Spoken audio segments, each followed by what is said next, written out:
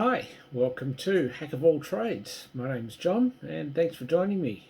Now in today's video it's going to be the first of a short series all about wet sanding out the orange peel in automotive paint.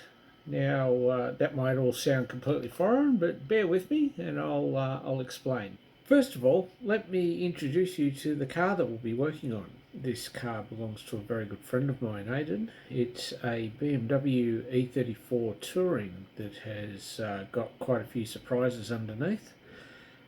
He sent that into the paint shop and it's been painted in BMW Orinoco Green. As I said, Aiden's a really good friend of mine, so I offered to detail the car for him, and then after I thought about it for a little while, I said to him, let's take it an extra step further and sand it flat so that we get rid of all of the orange peel and just bring it up to a mirror finish, and he was in for that, so that's what we've decided to do. So let's talk about orange peel. If you have a look at this very crudely drawn picture that I put together, you can see it gives you an indication of how the paint is laid down on the bare metal of the car. So you've got the bare metal, and then you've got a layer of primer and then a layer of colour, and they both go on pretty thin. And then on top of that is the clear coat. The clear coat goes on thick. And typically you could expect the total thickness of the clear coat to be between 80 and 150 microns. And these numbers are fairly rubbery. Each manufacturer will do things differently, but that's fairly typical. The problem is that when you put on clear coat too thick, it becomes very textured on the surface and it leaves an effect that looks like orange peel. If you've ever used a spray rattle can to spray paint anything and you've attempted to put on the paint too thick, you will have seen exactly this effect in what you're painting. The way that you avoid it is that instead of putting on several thick layers, you are better off putting on multiple thin layers. The thin layers will go on nice and flat, and you can do more of them and you'll get a nice flat finish. The problem for car manufacturers, of course, is that putting on two very thick layers is a whole lot quicker and easier than putting on multiple thin layers. So this is what they tend to do. And to be fair, there are some benefits to doing it this way. Not only is it quicker and cheaper, having orange peel in the surface hides blemishes and scratches and very small dings a lot better. And to be fair, most people simply don't have an eye for this sort of detail in their car's paint. And not trying to be derogatory, but most people can sort of tell the difference between shiny and not shiny. And that's pretty much the extent of their eye for detail when it comes to their car's paint.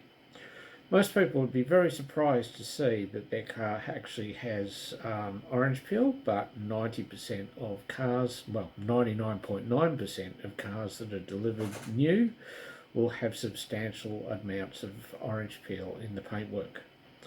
If you don't believe me, go out to your car, have a really good look at a reflection of yourself in the bright light and see for yourself.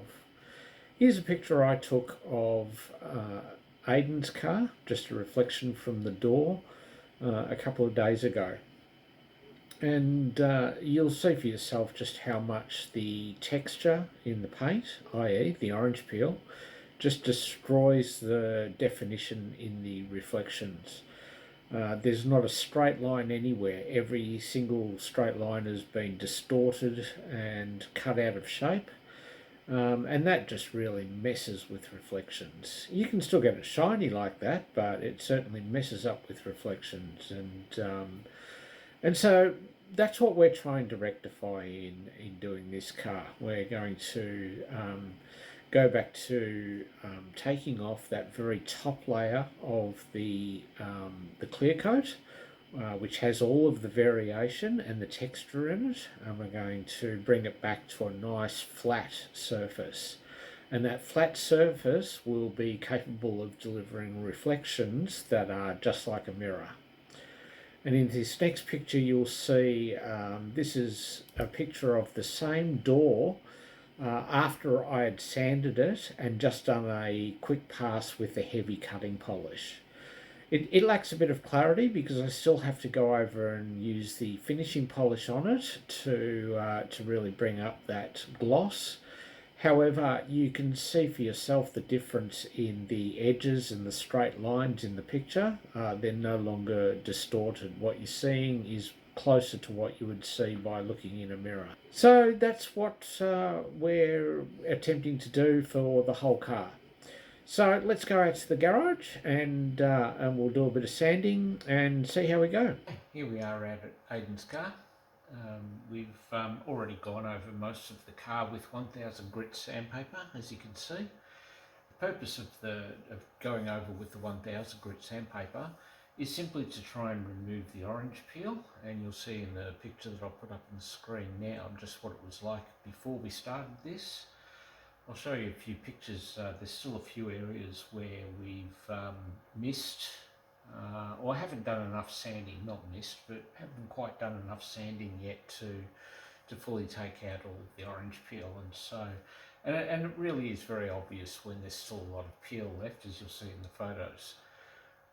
So what I'm going to do now is I'm just going to continue going over with a bit of 1000 grit, and then we'll progress to 1500 grit and so on. So as I said, the purpose of the 1000 grit is to remove the peel. When we move to the 1500 grit, all of the peel that we want to remove should be removed by that point. You're only making extra work for yourself if you're going to try and remove peel with 1500 grit. It's just not going to happen for you. So the purpose of going over with 1500 grit is to remove the scratches left behind by the 1000 grit. After that we'll progress to 2000 grit, in which case the purpose of that coverage is to take out the scratches left behind by the 15. And then we'll progress likewise on to 3000 grit, and then we'll buff out. But it's important to get all of the work done with the level or the level of grit that you are using before moving on to the next.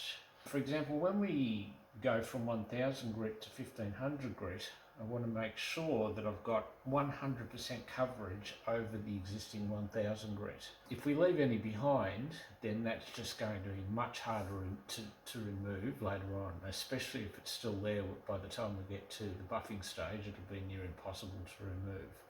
So we really need to be methodical about what we're doing and take care with what we're doing. You'll see that we haven't covered the entire panel with the 1000 grit, and that's for multiple reasons. When you're using sandpaper on a large panel, especially by hand as I'm doing, it's virtually impossible to break through the paint. And in another video I'll take some paint thickness measurements and just show you just how little paint we actually remove and how much is left by doing what we're doing. All we're doing is just skimming off the top of the peaks of the orange peel just to leave a nice consistent flat surface, and we're not removing any material beyond that. If I was to sit here with 1000 grit just going back and forth, it would probably take me 12 hours of just constant work to even get close to breaking through the paint. So it's just not really a concern. What is a concern is if we start getting 1000 grit into these concave creases. Trying to get the sanding marks out of those creases left behind by an aggressive sandpaper will only lead to further problems. It's quite easy, especially if you're using a rotary buffer, to stick the end of the pad in there and burn through the paint. And that's something that it's not likely to happen in this instance. The paint's very hard and I'm reasonably experienced with the buffer. However, it is a concern. But the other reason that we're leaving a gap there is that when we go over with the 1500, I can ensure that I've got it all of the 1000 grit sandpaper scratches covered up. And I can then feather out the orange peel, and then when we go over with the 2000 I'll come up very close to those edges, and when we go over with the 3000 I'll actually get right into those edges. and then we'll buff them out later on. So let's get cracking with the 1000. Okay, so this is just ordinary 1000 grit wet and dry sandpaper. You need to let this soak for a while before using it. It does have a finite lifetime. We're finding that we're getting about one panel per strip of this, and this strip is just 1/4 of a sheet that they come in. They come in like an A4 sheet. So we just rip it down into 4 strips, and those strips fit nicely onto the blocks. Using, in this instance, a cork block, do have a rubber block as well, but when doing orange peel removal, it's important to use a fairly hard block. If you use a soft block, the sandpaper will follow into the dips and the troughs in the orange peel, and we really don't want that. We want a nice hard block so that it just skims over the top of the orange peel. So that's what I'm using. Alright, so I'll get stuck in with the 1000. It's important to keep it lubricated with water. That just increases the longevity of the abrasives in the sandpaper, and also makes the job easier. It acts as a natural lubricant, and so the sandpaper just sort of glides over the surface. We're not really putting any pressure down, just rubbing over with very light pressure and just letting the sandpaper do all of the work.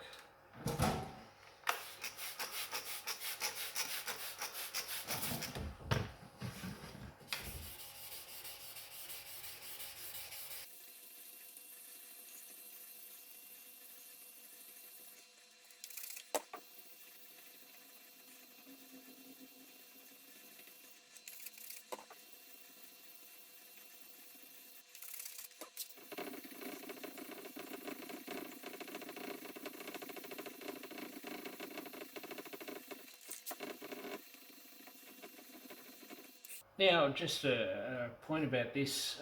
These panels aren't completely flat, of course. They are convex in shape, and so it's important to always vary the angle of the paper or the block to ensure that we're keeping it parallel to the surface that we're sanding.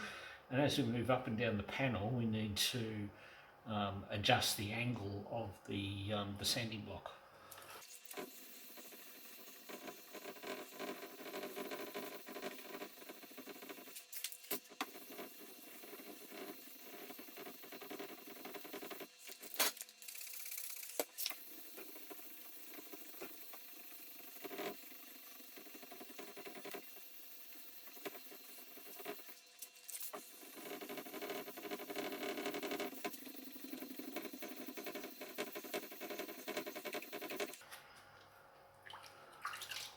So just a little trick here. What I'm doing is, you'll see I hold my 2 fingers on that side of the block there, and then while I'm sanding close to this interior seam, I've just got those 2 fingers between that crease and the block, so that I've always got a little bit of a gap there, and that just ensures that I don't get that 1000 grit sandpaper into the crease.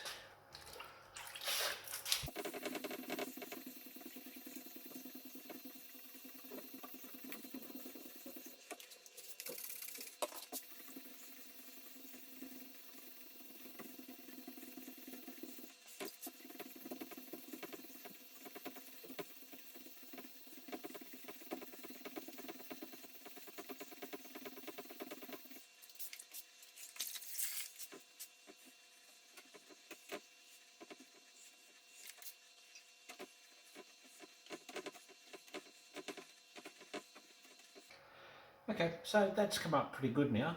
I'm pretty happy with that, so I'm going to progress on to 1500 grit now. But that's basically the process, is that, you know, sand away to your heart's content for 10 or 15 minutes, dry it off. When it's dry, it's very easy to see if you've missed spots in the peel, because you'll see them as dotty, splotchy sort of areas. It's very, very obvious, you can't miss it. And if you've still got bits that are in the middle especially, then, you know, keep going. On this panel, I've probably did what I've just done 3 or 4 times until it's reached this stage now. And that's where most of the work is getting the orange peel out using the 1000 grit. After this it gets pretty easy, so I'm just going to move on to the 1500 grit, and as I said before, the whole purpose of the 1500 grit is to remove all of the 1000 grit sanding scratch, and that's a whole lot easier than trying to remove orange peel. So yeah, I'll get into it.